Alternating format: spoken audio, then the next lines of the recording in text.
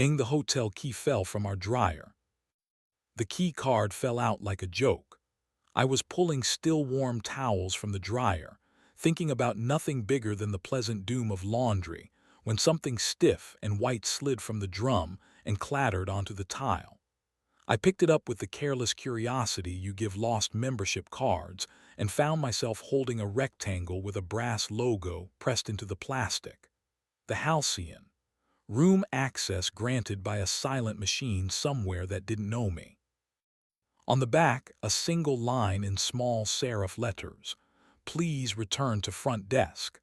Under that, the faintest lipstick smear, the color Riley wears when the day requires a little theater. I turned it over in my hand long enough to see 3 different scenes I didn't want. Then I put it on the counter beside the detergent like it was a spice we didn't use anymore. There are people who would have texted immediately. I am the kind who practices being calm in rooms.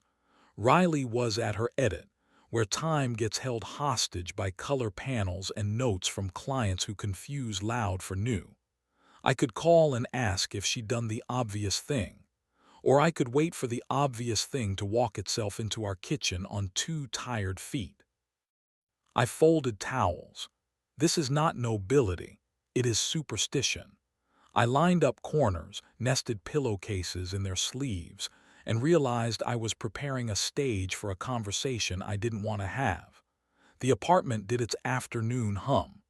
The plant we still hadn't named turned its leaves toward a square of light like it believed in sun the way some people believe in plots. The door clicked at 7. Riley came in with the posture of a person who has held a room together with decisions all day. She kissed my cheek the way you mark scenes as safe. Then she saw the key. The air did the math. She didn't reach for the card. She didn't perform. She put her bag on the chair and stood with her hands at her sides like she was auditioning for a role that required no props. I could have begun with a question I knew the answer to. Instead, I said the only sentence that felt like a chair sturdy enough to sit on. I found this in our dryer. She looked at me the way people look at bridges from the middle, a small nod. She picked up the key with 2 fingers and turned it so the gold logo caught the kitchen light. I am sorry, she said, not the cheap sorry I sometimes believe in, the expensive one where she doesn't ask me to help her carry it. Who, I asked, because nomming matters. Evan, she said, and my body did the dumb, common ache of recognizing the shape of an archetype. He is a colorist. We had a drink. We had 2. We put something in motion we didn't have the voting rights for. Do you love him? I said, because I am a cliché with a spine. I don't know, she said, which felt like a kindness and a slap. I love you. I hated the lying. I hated the fact that I liked the version of me that lied. We have a dog to tell the truth to the room in a gentler story. We do not have a dog. We have a plant and a table and 2 mugs with chips that fit each other. We stood there and let the room decide who we were. It was merciful. Okay, I said. A month, pause, you at Mara's, me at Liam. Therapy with chairs that don't flatter. No rooms without windows. No keys that belong to anyone else. Sundays, we meet in daylight and say the quiet parts out loud. If at the end we want to rebuild, we say rebuild. If not, we say release. Yes, she said, immediate, almost relieved. This, more than the key, made the floor shift. We packed like adults who intend to keep the dishes civil. She took the sweatshirt that makes my hands move without consulting my opinions. I took the plant because I needed something to convince with light. At the door, she reached up and touched my face, the way you check if a photograph still matches the person. Can I? She said. You can kiss me, I said, not as bail, as inventory. We kissed the kind of kiss that doesn't try to solve anything. Her mouth tasted like citrus, and a day she didn't want to narrate. My hand found the warm strip of skin above her waistband and stopped because we are not the people we were last week, and we wanted to like who we are next week. We ended with our foreheads touching and the day forgiving us a little. Liam's couch has a diploma in men who recently discovered an object in a domestic appliance. He handed me a beer and a blanket and turned on a game where the stakes are always explainable, which is sometimes the necessary lie. I slept like someone had turned me down to save the bulbs. The next afternoon, my phone lit with a number I didn't know. "It is Evan," the text said. "I will not make a speech. If you want me to be a person and not a silhouette in a lobby, I will be at the bench by the canal at noon. If not, I will practice being elsewhere." The good and the cowardly thing about polite men is that they make you want to be polite back. I went. He was less glossy than I'd prepared for and more careful. He didn't offer a hand. He sat with me and looked at the water pretending to be a river and said, "I am stepping back. Not as theater, because whatever she chooses should not have to move around me." "Switch projects," I said. "Give her hallways that aren't yours. Give me a month with no room keys hiding in ordinary machines."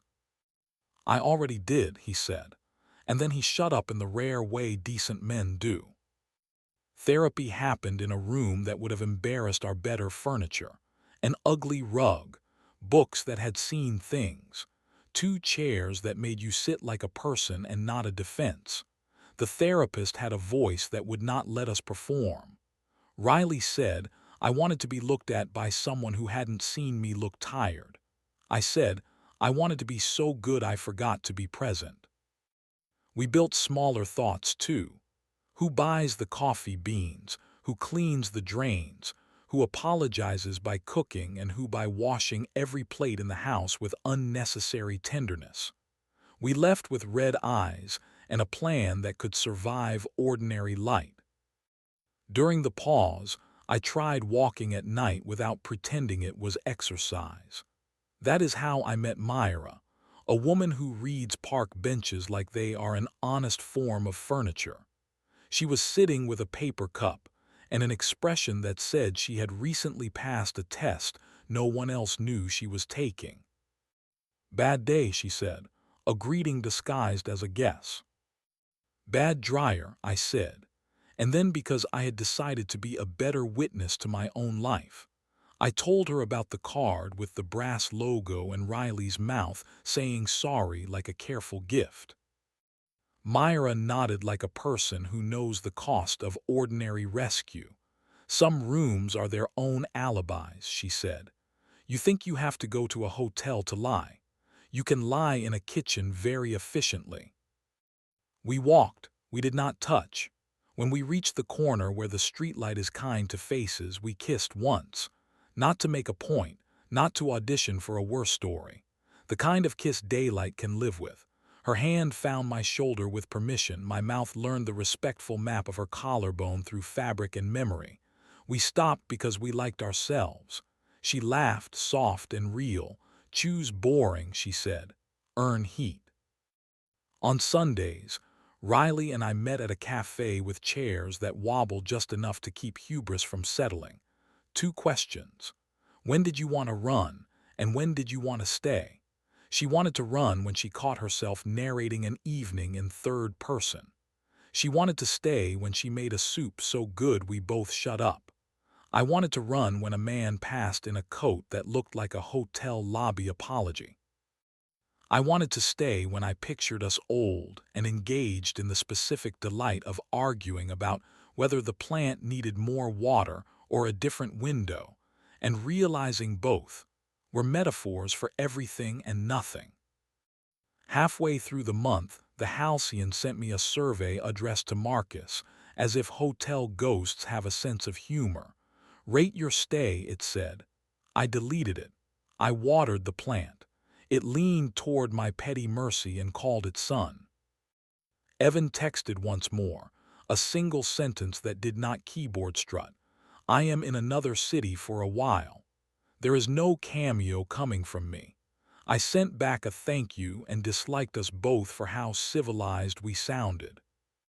On day 27, I opened the dryer again like a ritual and found nothing but a sock that had escaped the logic of pairs. I took that as a dumb benediction. On day 30, Riley returned with a bag and a face that had stopped auditioning for the furniture. We made tea, because we are not silly enough to pretend rituals are useless. Rebuild, she said. Rebuild, I said. No monuments. No speeches. We date each other in our own house. We schedule boredom on purpose. We ban dramatic lighting unless we are old and mean about it. We report temptation like weather. If a room asks us to lie, we leave.